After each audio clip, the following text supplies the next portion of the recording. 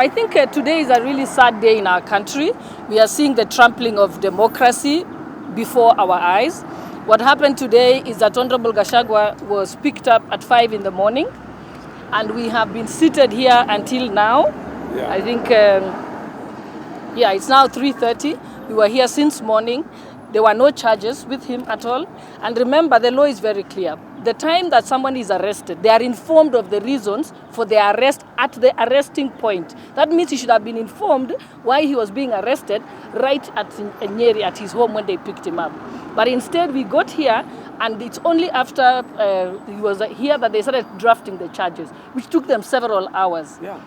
And they only read it to him. So again, you can see clearly that the law is being disregarded, because the law is clear. And I want Kenyans to keep reminding everybody that actually you're supposed to be given the reasons when you're being arrested.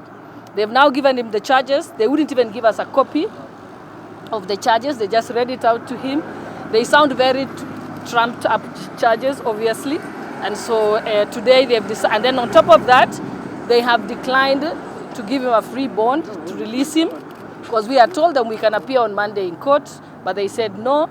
They have instructions that he must spend the weekend in the cells. And that is what has happened. So it's nothing to do with them here, because they know very clearly that they can allow him. He's not a flight risk. He's a well-known person. He will bring himself to the police station, to the court on Monday if required. But they said they have clear instructions that he must spend the weekend. Hence the reason why they picked him up in the evening. So early on Friday morning. So right now, he has been taken to Gigiri police station. And it's obvious anyway, because usually you only lock someone if they are a flight risk. Remember, these are cases that are being investigated from 10 years ago. He can't even interfere with the evidence. They've been doing it for the last 2 years. So it's quite clear that they wanted to punish him, and most likely because of his role he played in the Kiambu elections. Today is a sad day for the people of Mount Kenya region. Reason being that they fought so much for this government. Their leaders sacrificed themselves, but the reward they are getting is being arrested, being arraigned in court.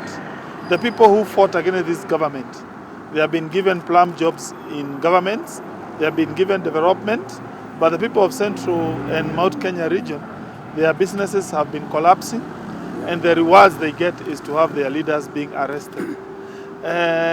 We feel so bad when we see people like Raila Odinga, Babu Owinu, and others. People like Gladys Wanga, they are enjoying. They are so happy. But people who fought like Mheshimiwa Rigathi, he was a personal assistant of our dear president for 22 years. Imagine. But the reward he gets is to be arrested. And the only thing he has done is to follow the instruction of His Excellency President Uhuru Kenyatta, when he told us he is going to stand for 10 years and support William Ruto for 10 years. So when my colleague decided to follow that dictate, he's now being arrested on trumped up charges. We want to tell the people of Nyeri, the people of Mount Kenya, the Hustler Nation, that we have no choice. We shall not be intimidated. We shall continue supporting the political cause of UDA. Mr. Gachagua, he called me, he gave me instructions to be his lawyer. I came here, I was blocked by the police to access him. I was not given the opportunity to represent him or even to be present when he was being told to record a statement. That is illegal, it's against the Constitution. And I urge Kenyans, particularly the people of Mount Kenya region, to be strong, to know that Mr. Gachagua is being arraigned for no good reason at all. COVID money was stolen. No one was charged and taken to court. Billions of shillings were lost in NYS scandal. The prime architects were not taken to court just because they were supporting BBI. It's so unfair, and we urge the people of Mount Kenya to stay strong in UDA. We understand that on Monday, another member of parliament will be arrested. We are telling them there is no higher price we cannot pay for democracy in this Republic of Kenya. We feel so bad. We fought for this government. We get the rewards of being arrested, being arraigned in court for no good reason at all. Finally, this government has only 1 year left. It should be employing its energy and time in rebuilding millions of businesses that have collapsed. It should be using that time to prop up coffee prices, tea prices, milk prices. It should be using that time to give us universal free health care. But instead of doing that, they are now expending billions of shillings in coming up with projects like BBI in arresting leaders who supported this government. Thank you. May I say something? Yeah, thank you so much. This is Senator Bomet, Dr. Langat. We have been here since morning, actually trying to see what's happening with our brother Gachagua.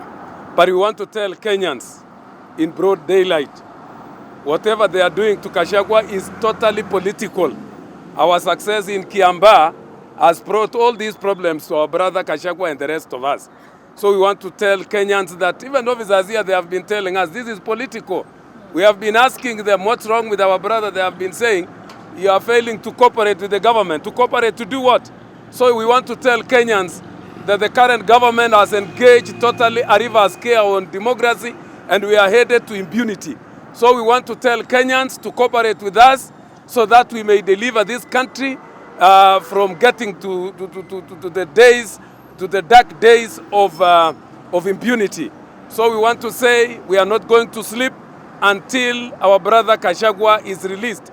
We are worried as members of parliament, right from, these are the two lawyers that we've engaged them to help us. But we are worried. We don't know what they want to do with our brother over the weekend. So we want to engage everybody. We want them to allow us to take our doctors to take care of our brother Gachagua.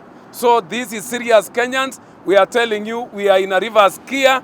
The current government has engaged a reverse gear towards the days of impunity, arresting people, trying to heap trumped up charges on them, and it is very serious. Otherwise, we want to tell everybody to be on watch on this particular movement towards impunity. Mumbi, MCA kutoka Nyeri, tuko hapa kushikilia mbunge wetu Rigathi Gachagua, na tunataka kuambia judiciary, it is a test of time, and we want to tell them they must remain as per the constitution. They must not allow themselves not to be influenced by anyone, by any institution or by any office. Tunataka kuambia watu wa Nyeri watulie. Tuko hapa, Rigathi yako sawasawa. Tunataka asomewe charges, tujue makosa yake ni gani, sababu hatujaambiwa kama ako na makosa. Tunagojea watu watulie, watu wa Nyeri wote watulie, na maneno iko sawasawa. Tuambie DCI Kinoti, the time of intimidation is coming to an end, when the people of this country will come out and show their might through the ballot. Nimetoka huko ndani. I have been there since 9 o'clock. Honorable Gachagua is kept in a boardroom. I left him with his 4 lawyers, including Honorable Sholei. They were saying that they were going to draft charges.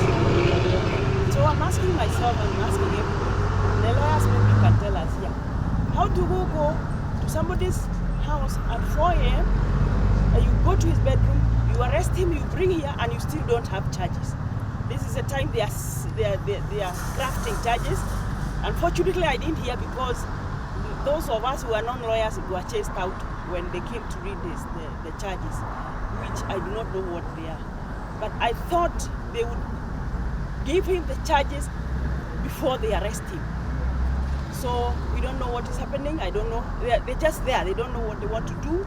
They go, they say it has a mistake. They go back again. Let's go back. So we're just waiting there. We are asking Kinoti. I know you want to detain Gachagua for the weekend. And that's why you are dilly-dallying with the officers. They don't know what to do. They don't know what to write. Because this is purely intimidation because of the Kiambu by-election. There's nothing else. And of course they stand in the politics of this country. I've been sitting there. I've come out not knowing what he's charged with, what the charges are. It's unfortunate.